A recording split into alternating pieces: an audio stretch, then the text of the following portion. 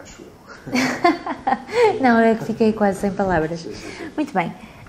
Sr. Professor, agora falava-me um bocadinho do seu percurso. Já agora dá aulas de quê? Literatura inglesa e americana.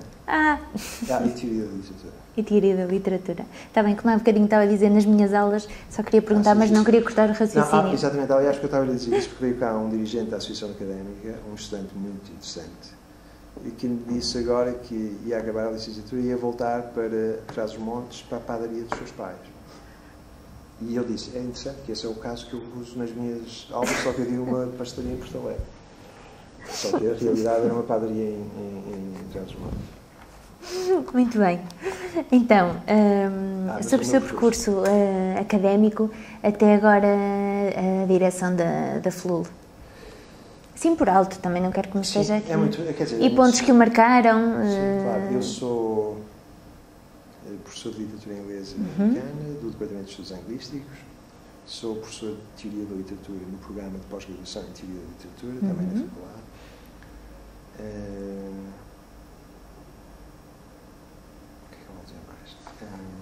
Houve algum momento na sua carreira que o tenha marcado? Alguma intervenção na aula? Qualquer coisa de interessante que me possa dizer? Sim, eu fui educado em mais de 30 países, portanto, cá, nos Estados Unidos, etc. E tive alguns professores em vários sítios de qualidade superlativa, quer dizer, eu não sei quanto melhor noutra instituição qualquer. O melhor professor que eu tive em toda a minha vida foi uma professora de terceira classe, em Portugal. E realmente era uma criatura genial na pedagogia. E eu acho que não é excedido por nenhum outro professor. O que eu quero dizer com isto não é propriamente prestar uma homenagem a essa pessoa, embora pudesse fazer, mas é dizer que fala-se muito em Portugal contra o sistema de ensino, fala-se muito contra a qualidade dos alunos. Há até pessoas que vão para a televisão ler coisas que circulam na net que são puras brincadeiras, puras piadas. Não é? Vão para lá ler e dizer, veja lá o que se disse no exame do 12º ano hoje. E essas pessoas que leem isto na net riem-se destas coisas. Está a ver? Eu acho isto deplorável, lamentável. Porque há muito bom ensino em Portugal. Há muitos grandes professores em Portugal, no ensino primário, no ensino secundário, no ensino universitário. Há muitos alunos sérios em Portugal. E estas pessoas estão submetidas a uma barragem pública de comentários que são sistematicamente negativos. E, de modo nenhum, os comentários podem ser sistematicamente negativos, porque nós sabemos que há coisas excelentes a ser feitas. E quando encontramos e quando vemos, por exemplo, o ataque aos professores que nós vemos, eu não estou a falar do ataque aos professores do ministro, porque eu não acho que não é disso que eu estou a falar. O ataque às pessoas na opinião pública, na chamada opinião pública. Isto é, nas pessoas que têm o privilégio de poder fazer estas intervenções públicas. Ou então, aí, assim, às vezes, nas pessoas que se ouvem. Muito do ataque aos professores é um ataque contra a democracia. Porque o que dizem, antes, durante muito tempo, um professor, por exemplo, na província, numa pequena localidade, tinha um prestígio local muito grande. É verdade. Hoje são vistos como uma espécie de pessoas que andam a roubar, quer dizer, a roubar o dinheiro do Estado, dos contribuintes, etc. E porquê é que é isso? Porque o sistema de ensino era, como eu disse há um bocado, muito elitista, teve um afluxo gigantesco de pessoas e, evidentemente, isto tem repercussões no modo como é feito. A qualidade, eu não estou certo que a qualidade do meu sistema de ensino, eu sou do tempo do sistema de ensino elitista, muito seletivo, etc. Pode comparar. Eu não estou nada certo que fosse tão bom assim. O Liceu Salazarista está longe de ser o liceu extraordinário que as pessoas dizem que era. Se formos comparar realmente a qualidade do ensino então e agora, eu não estou certo que aquilo ganhe. E há uma coisa em que perde decididamente, que é do ponto de vista da democracia e do ponto de vista da democracia política. Portanto, é um debate que eu gostaria de ver noutros termos. Pronto, está bem. Não sei se posso aprofundar esse assunto de porque é que marcou tanto essa professora de terceira classe. Era um professor. Era um professor? Exatamente. Não, marcou porque... Porque é curioso que seja no ensino primário. Exatamente, mas há um lado do ensino que é... há um lado do ensino que é também uma arte, que tem a ver com...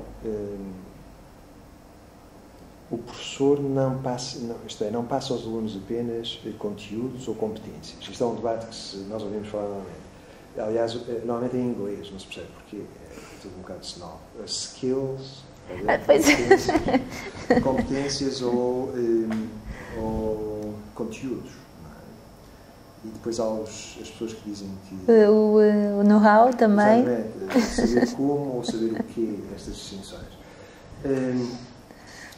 Isso com certeza pode-se fazer esse tipo de distinções, não é? Eu não estou a dizer nada contra isso, mas o ensino tem também um outro lado em que os professores são também mentores dos alunos. Os alunos estão a ver alguém ali, é um estilo intelectual. É um modo de se colocar perante as questões, é um modo de expor as questões, de entrar nos problemas. Por exemplo, de entrar num problema e depois de prosseguir no problema decidir isto está tudo errado, voltar ao princípio e fazer isto à frente do aluno. E há pessoas que desenvolvem isso e transformam isso numa arte. E em Portugal não são poucos. E essas pessoas são silenciadas, porque não têm acesso ao discurso público, estão a fazer as suas coisas, estão a trabalhar. E, no entanto, há imensa gente a pronunciar-se sobre a qualidade destas pessoas. Porque é outra característica portuguesa, mas também essa não é só uma característica portuguesa, é uma característica neste momento a tornar-se universal, que é toda a gente fala do que não sabe. Não, é só dizer que a universidade existe, a razão por que existe uma universidade é porque há estudantes. Isso não é um argumento demagógico, eu explico rapidamente. Se não houver estudantes, uma instituição de investigação pode ser um instituto de investigação, que é uma coisa interessante e importante, mas não é uma universidade. Uma universidade precisa de estudantes. Sem estudantes não é uma universidade. Aliás, os estudantes são a razão de existir de uma universidade. Porque se não houver estudantes, há investigação, pode haver a mais avançada investigação, mas não é uma universidade. E desse ponto de vista, os estudantes em Portugal devem ser muito exigentes em relação àquilo que têm à sua frente. Só que a exigência também não se pode tornar exclusiva de uma questão. Por exemplo, a questão das propinas, como foi historicamente durante anos. Isto é uma forma de reduzir o debate. Há muitas coisas sobre a qualidade do ensino universitário sobre as quais os estudantes deviam pronunciar-se. E pronunciar-se ativamente e exigir. Porque, efetivamente, eles pagam. E, portanto, devem exigir. E desse ponto de vista, eu acho que uma publicação como a vossa pode ser importante em pôr esta informação, a circular, divulgar, exatamente, sim. E ser isso centralmente o que se faz. É por isso que estamos aqui.